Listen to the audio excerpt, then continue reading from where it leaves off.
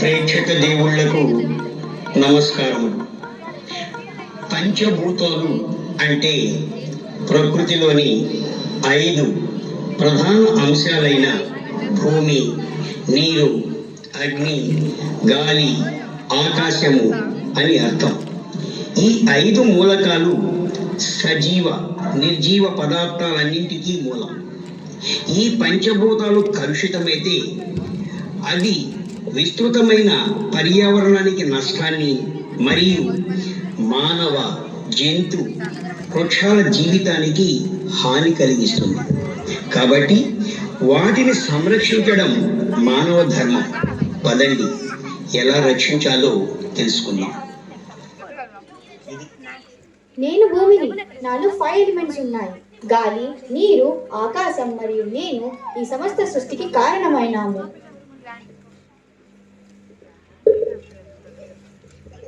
నేను వృక్షాలను ఈ పంచభూతాలతో సృష్టించబడ్డాను. నేను ఓటుని వదిలి గాలిని శుద్ధి చేస్తూ ఉంటాను. నేనే జంతువులను.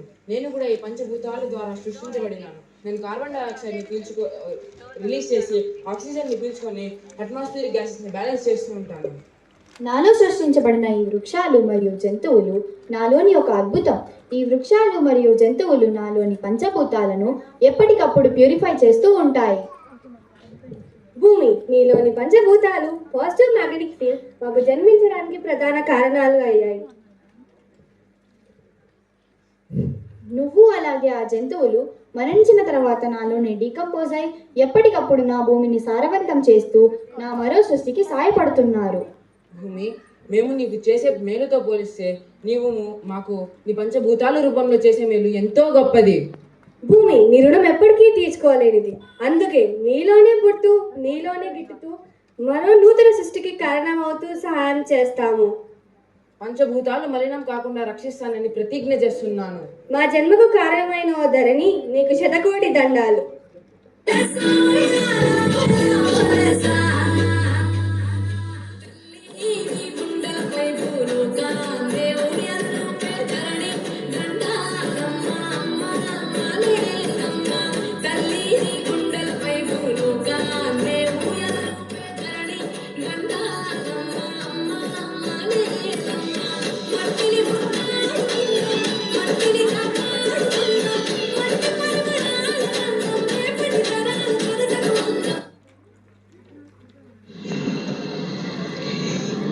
ఈ పంచభూతాలతో మమేకమై వాటిని రక్షిస్తూ వాటితో కలిసి జీవిస్తాము అని ప్రతిజ్ఞ చేసిన ఈ వృక్ష జంతువులకు తెలియదు పాపం.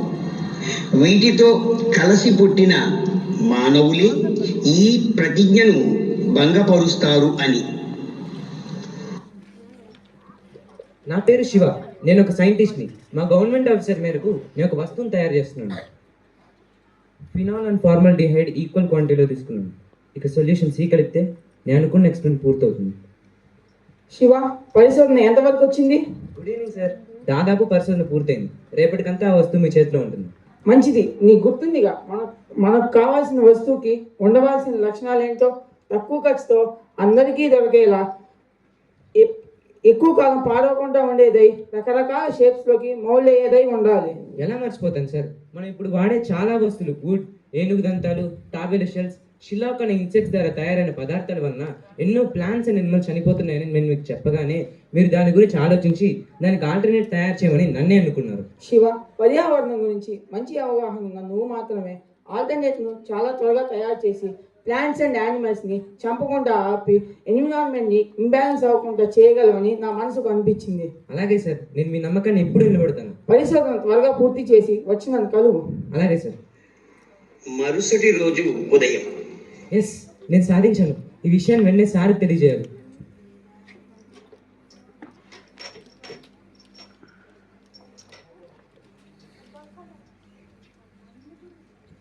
Good morning sir.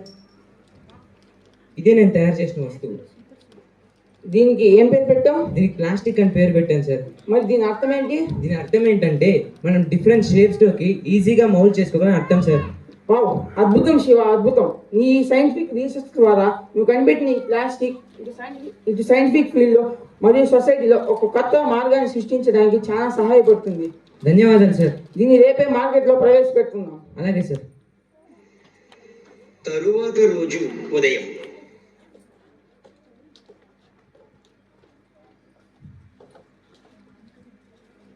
Good morning sir. ఇది నా కూతురు రూపశ్రీ. నేను తిరుపతి ఐఐటిలో కెమికల్ ఇంజనీరింగ్లో రీసెంట్గా సీట్ వచ్చింది. మంచిది రూపా, నువ్వు కూడా మీ నాన్నలాగే గొప్ప సైంటిస్ట్ అవ్వాలి. ఓకే శివ, అందరూ వచ్చేసారు, ఇంక ప్రారంభిద్దామా? అలాగే సార్. సభకు నమస్కారం. ఇక్కడికి విచ్చేసిన ఇండస్ట్రియల్స్కు మరియు ప్రజలకు నా హృదయపూర్వక నమస్కారాలు. ఇప్పుడు శివ కనిపెట్టిన ప్లాస్టిక్ అనే పదార్థం గురించి నేను, శివ, తన కూతురు రూపశ్రీ మీకు వివరిస్తాను. శివ, అందరికీ నమస్కారం. మనం ఈ ప్లాస్టిక్ని ఫుడ్ ప్యాకేజింగ్లోను, అలానే ప్లాస్టిక్ బాక్స్, అలానే ప్లాస్టిక్ బ్యాగ్స్, అలానే ప్లాస్టిక్ బాటిల్స్ తయారీలో యూజ్ చేయవచ్చు. హౌస్ హోల్డ్ ఐటమ్స్ అయినా ఫర్నిచర్, డోర్స్ మరియు టాయ్స్ తయారీలో యూజ్ చేసుకోవచ్చు. సార్ మరి కన్స్ట్రక్షన్లో పైప్స్, ఫిట్టింగ్స్, బిల్డింగ్ మెటీరియల్స్గా యూజ్ చేయవచ్చా? అవునండి, మనం ఖచ్చితంగా యూజ్ చేయవచ్చు. టెక్స్టైల్స్లో యూజ్ చేయవచ్చా? నైలాన్, పాలిస్టర్, ఆర్క్లిక్గా మార్చి క్లాత్లో కూడా యూజ్ చేయవచ్చు. అయితే మీరు చెప్పిన విధంగా చూస్తే గ్లౌజెస్, మాస్క్, డిస్పోజబుల్ సిరెంజ్ ఇలా మెడికల్ ఫీల్డ్లో కూడా యూజ్ చేయవచ్చు అంటారు. అవును, యూజ్ చేయవచ్చు. సెల్ ఫోన్స్ అండ్ ఆటోమొబైల్స్లో పార్ట్స్గా యూజ్ చేయవచ్చు అనిపిస్తుంది. అవునండి, మనం ఖచ్చితంగా యూజ్ చేయవచ్చు. ట్రాన్స్పోర్టేషన్, ప్యాకేజింగ్, డెలివరీ ఆఫ్ ఐటమ్స్లో కూడా యూజ్ చేయవచ్చు అంటారు. అవునండి, మనం ఖచ్చితంగా యూజ్ చేయవచ్చు. సార్ మరి ఎలక్ట్రానిక్స్లో వాడచ్చా? మనం తయారు చేసిన ఈ ప్లాస్టిక్ అనేది ఎలక్ట్రిసిటీకి ఇన్స్టెడ్ కాబట్టి మనం ఖచ్చితంగా వాడచ్చు. ఇక మీ అందరికీ ప్లాస్టిక్ ఉపయోగాల గురించి అర్థమే అనుకుంటున్నాను. దీన్ని రేపే మార్కెట్లో ప్రవేశపెడుతున్నాం. ఇది సభ సమాప్తం. 20 సంవత్సరాల తరువాత అయ్యో కడుపు నొప్పి, నేను భరించలేకున్నాను. ఎవరైనా రక్షించండి, రక్షించండి. అయ్యో, నేను కూడా గాలి పీల్చుకోలేకున్నాను, నన్ను ఎవరైనా కాపాడండి. ఏమైంది? ఏంటా ఆక్రందనలు ఎక్కడి నుంచి వినిపిస్తున్నాయి? వృక్షాలు, జంతువులు, మీరేనా అరిచింది? అవును భూమి, మేమే. నా గొంతులో ఏదో ఇరుక్కుంది. అది నన్ను తిక్కమక్క చేస్తుంది. నా వేర్లకు ఏదో చుట్టుకుంది. నీరు తీసుకోవడానికి చాలా ఇబ్బందిగా ఉంది. ఏది? నేను చూస్తాను, ఆగండి.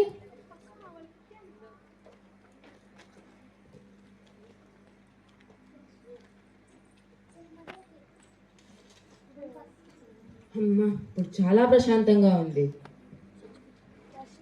ఏంటిది?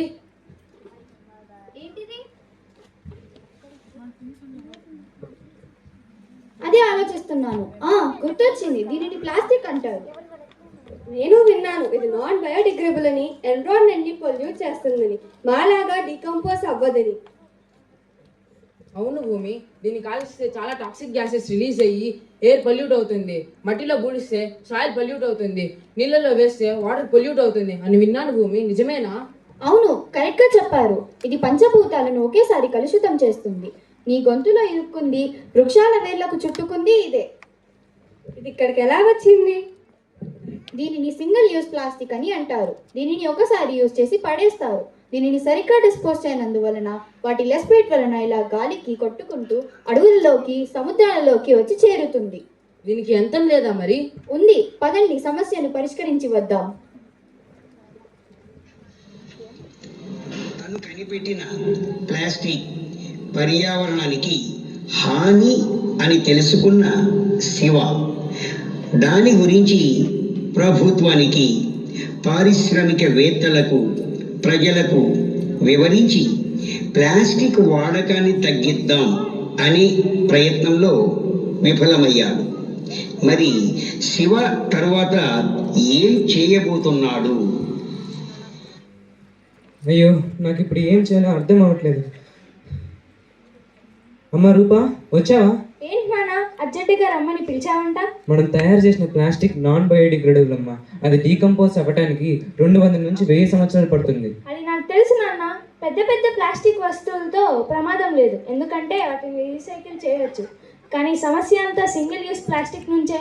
అవునమ్మా, దాన్ని తగ్గించమని గవర్నమెంట్ను, ఇండస్ట్రీస్ను, చివరికి ప్రజలను కూడా ప్రాధాయపడినాను, కానీ ప్రయోజనమే లేదమ్మా. నేను ప్రయత్నిస్తాను నాన్న. వాళ్ళు మారరు తల్లి. ఎన్ని ప్రయత్నాలు చేసినా వాళ్ళు మారరు. నేను ఎన్నో ప్రయత్నాలు చేసి నేను విఫలమయ్యాను.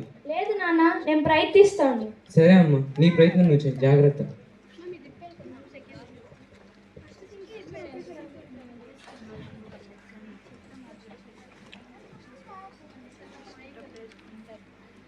నమస్తే సార్, నేను రూపాను, సైంటిస్ట్ శివ కూతురిని. తెలుసమ్మా, తిరుపతి ఐజర్లో సైంటిస్ట్గా పనిచేస్తున్నట్లుగా విన్నాను. నేను మీతో ఒక విషయం మాట్లాడాలి సార్. అర్థమైంది. ప్లాస్టిక్ పొల్యూషన్ గురించే కదా. ఇప్పటికే చట్టాలు, నిషేధాలు, అవగాహన కార్యక్రమాలు, రీసైక్లింగ్కి ప్రోత్సాహం వంటివి చేశాం. ఎక్కడ సార్? చట్టాలు అమలు సరిగ్గా లేదు, ఫ్రీక్వెంట్గా చెకింగ్ జరగట్లేదు, ఇండస్ట్రీ రూల్స్ పాటించడం లేదు, కొందరు గవర్నమెంట్ ఆఫీసర్స్ చూసి చూడనట్టుగా వదిలేస్తున్నారు. అంటే మేము సరిగ్గా పట్టించుకోవట్లేదనా? ఏం మాట్లాడుతున్నామమ్మా? ఇప్పటికిప్పుడు ప్లాస్టిక్ని బ్యాన్ చేస్తే మన దేశం ఎకనామిక్గా బ్యాక్వర్డ్ అయిపోతుంది. అది కాదు సార్, నేను చెప్పేది వినండి. వినేది లేదు, ఏమీ లేదు. మర్యాద ఎక్కడి నుంచి వెళ్ళు. ఇప్పుడు ఏం చేయాలి? కనీసం ఇండస్ట్రియలిస్ట్ అయినా మాట్లాడి చూద్దాం.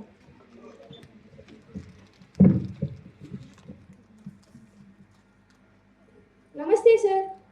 ఎవరు? రూపానా? మీతో ఒక విషయం మాట్లాడాలి సార్. నువ్వు ఇక్కడికి ఎందుకు వచ్చావో నాకు తెలుసు. ఇప్పుడే గవర్నమెంట్ ఆఫీసర్ నాతో మాట్లాడాడు. ఇప్పటికిప్పుడు ప్లాస్టిక్ మ్యానుఫ్యాక్చర్ని ఆపడం కుదరదు. ప్లాస్టిక్ చాలా ప్రమాదం సార్. తెలుసు. ప్లాస్టిక్ గాలిలో కాలుష్యం అయితే లంగ్ క్యాన్సర్ వస్తుందని, నీరు కాలుష్యం అయితే అక్వాటిక్ ఎనిమల్స్ చనిపోతాయని. అయినా మేము చట్టాల ప్రకారం పనిచేస్తున్నాం, వాటిని పాటిస్తున్నాం. అయినా తప్పు మాది మాత్రమే కాదు, ప్రజల వాడకం కూడా కారణమే కదా. మేము గవర్నమెంట్తో కలిసి దీన్ని ఆపడానికి కృషి చేస్తున్నాము. ఎక్కడ కృషి చేస్తున్నారు సార్? గవర్నమెంట్ మీ కొందరు డబ్బులు ఇచ్చి మీ పనులని పూర్తి చేసుకొని వాటిని డెవలప్ చేస్తున్నారు. ఏం మాట్లాడుతున్నావమ్మా? మేము ఎంతమందికి ఉద్యోగాలు ఇస్తామో తెలుసా? తెలుసు. మీ సింగిల్ యూస్ ప్లాస్టిక్ తయారీతో అక్రమంగా ప్లాస్టిక్ నడుపుతూ మీ లాభాల కోసం వాళ్ళకి ఉద్యోగాలు ఇస్తున్నారు. ఏం మాట్లాడుతున్నావమ్మా? మేము ఏం వాగుతున్నావమ్మా? ఇక్కడి నుంచి వెళ్ళిపో. వెళ్తున్నాను. ఆ ప్రజల్లోనైనా మార్పుని తీసుకొని వస్తాను. హలో సార్, ప్రజల్లో మార్పు తెస్తా అంటూ రూపా బయలుదేరింది. వాళ్ళ నాన్న ఏం చేయలేకపోయాడు, ఇంకా తన కూతురు ఏం చేస్తుందో మనం కూడా వెళ్ళి చూద్దాం పద. అలాగే సార్.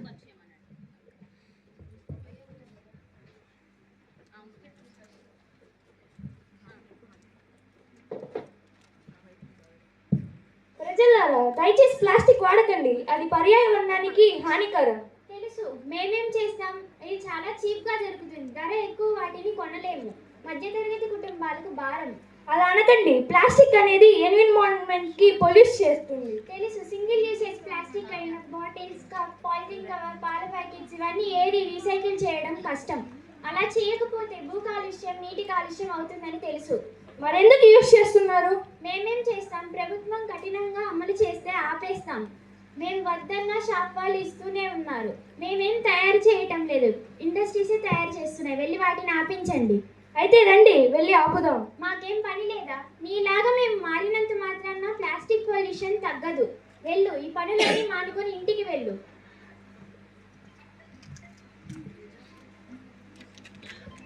చాలు చాలు రూపా, చేసిన ప్రయత్నం. ఇక ఇంటికి వెళ్ళు.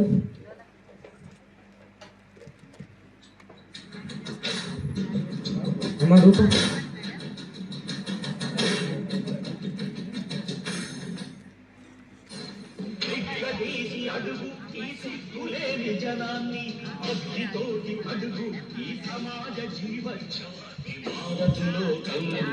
మారదు కాలం, దేవుడు దిగిరాని ఎవరు మారదు లోకం, మారదు కాలం.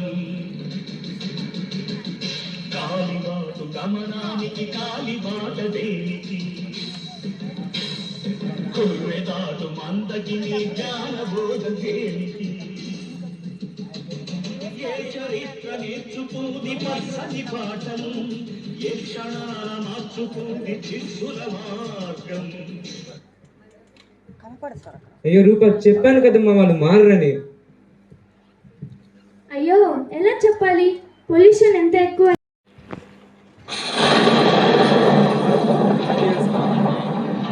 ఏమైంది? ఏం జరుగుతుంది అక్కడ? భూకంపం ఏమైనా వస్తుందా? బాధపడకు రూపా, మేము వచ్చేసాము. ఎవరు మీరు? ఈ సమస్యను పరిష్కరించడానికే ఇక్కడికి వచ్చాము శివ. నేను భూమిని, వీళ్ళు వృక్షాలు మరియు జంతువులు. ఏంటి ప్రజల్లారా, మీరు మారినంత మాత్రాన ప్లాస్టిక్ పొల్యూషన్ ఆగదా? మర్చిపోయారా? ఏదైతే మార్పు సమాజం కోరుకుంటుందో అది నీతోనే ప్రారంభించాలి. చిన్న చిన్న నీటి చెనుకులు కలిసి ఏకమై కాలువలుగా మారి ఆ కాలువలు నదులై ఆ నదులు మహాసముద్రాలుగా మారుతాయి. నీలో మార్పు ఖచ్చితంగా ప్లాస్టిక్ పొల్యూషన్ అరికడుతుంది. క్షమించండి వృక్షాలారా, నా వంతు సహాయం నేను చేస్తాను. ఉన్న వాటినే రీయూజ్ చేస్తాను, కొత్తవి కొనను. ఏమయ్యా ఇండస్ట్రియలిస్ట్, ప్రజలదేనా తప్పు?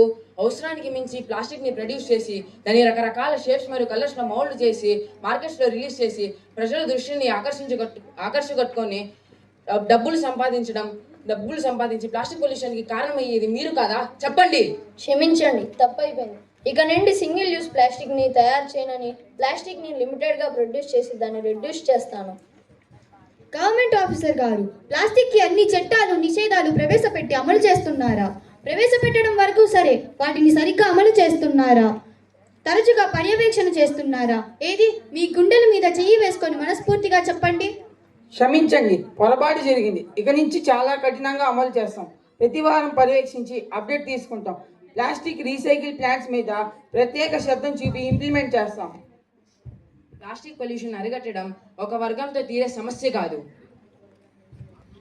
దీనిలో common people, industries, government reduce, reuse, recycle అనే 3Rని పాటించాలి. అలాగే ప్లాస్టిక్ని రిఫ్యూజ్ చేస్తూ పొల్యూషన్ని అరికడదాం. ప్లాస్టిక్ పొల్యూషన్ని తగ్గించి పర్యావరణాన్ని రక్షించడమే మన కర్తవ్యం. ప్లాస్టిక్ పొల్యూషన్ తగ్గించి ఈ ధరణిని కాపాడదాం. జై హింద్.